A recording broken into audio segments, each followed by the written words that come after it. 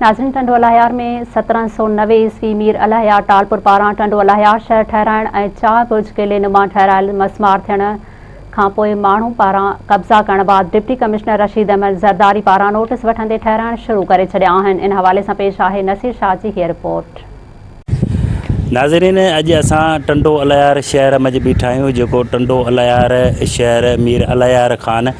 टालपुर पारां जोड़ायो वियो, जेको 1790 में ऐं हिते किले नुमा ही जेको तव्हांखे नाज़रीन खे ॾेखारियूं त पोयां ही हिकिड़ो बुर्ज ठहियलु आहे। अहिड़ा 4 बुर्ज हुआ हिते टिंडवालाहियार में ऐं हितां शहर जॾहिं में मीर साहिबु जोड़ायो त ही हिते किले नुमा ऑफिस पोइ ऐं हिते हिननि जी रिहाइश पोइ ऐं हिन खे पंहिंजो जोड़ायो हो 1790 में ऐं उन खां पोइ ही बुर्ज आख़िरी बुर्ज हो जेको मसमार थियण लॻो। ऐं हिते जे डिप्टी कमिश्नर रशीद अहमद ज़रदारी ऐं मीडिया ते हलंदड़ ख़बरुनि खां पोइ ऐं मुख़्तलिफ़ चैनलनि ते स्टोरियूं हलियूं, ख़बरूं हलियूं, उन खां पोइ डिप्टी कमिश्नर टिंडवालाहियार नोटिस वठंदे ही बुर्ज जेको नाज़रीन खे ॾेखारियूं त ही नओं हिकिड़ो बुर्ज पंहिंजो तमीर करायो आहे, जॾहिं त अञा 2 बुर्ज आहिनि जेके तमीर थींदा, जेके मसमार थी विया आहिनि। अलाए ही हिकु तारीख़ आहे, टिंडवालाहियार जी सुञाणप आहे, तारीख़ आहे। ऐं जॾहिं त ही बुर्ज मसमार थियण खां पोइ हिते जेके आहिनि से मुख़्तलिफ़ माण्हुनि पारां हिते कब्ज़ा बि कया विया, जॾहिं त हिते टिंडवालाहियार जी हिन में जंहिं जॻह ते असां बीठा आहियूं A सेक्शन थाणो पए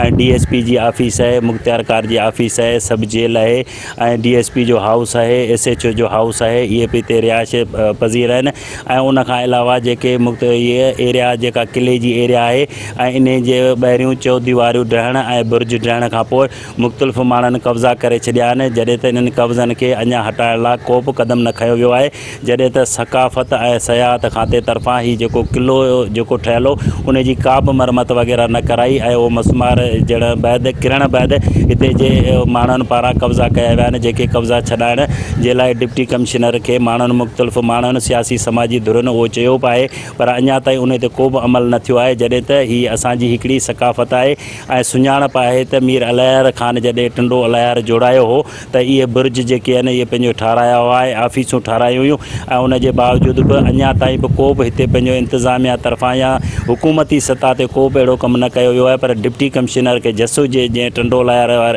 खे जंहिं हीअ बुर्ज तमीर करायो आहे, नाज़रीन खे ॾेखारियो त तव्हां ॾिसंदो त हिकिड़ो बुर्ज तमीर थियो आहे, जॾहिं त अञा 2 बुर्ज तमीर थियणा आहिनि ऐं हितां जा कब्ज़ा वग़ैरह जे ख़तमु थी वञनि त उहो साॻूणी शिकिल में ऐं उन ख़ूबसूरत जे हवाले सां नज़र अची सघे थो। कैमरामैन टीम सां गॾु नसीर मोहन शाह, मेहरान TV टिंडवालाहियार।